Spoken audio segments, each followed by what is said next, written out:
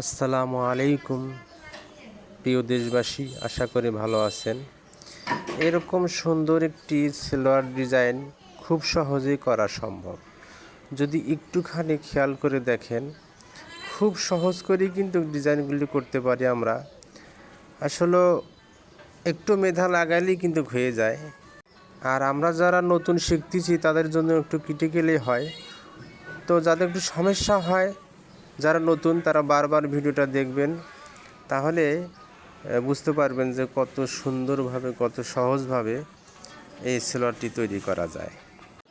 আসুন আমরা সবাই খেয়াল করে সুন্দর করে দেখে ধীরে সুস্থে কাজগুলি করি, ইনশাল্লাহ সবাই শিখতে পারবো।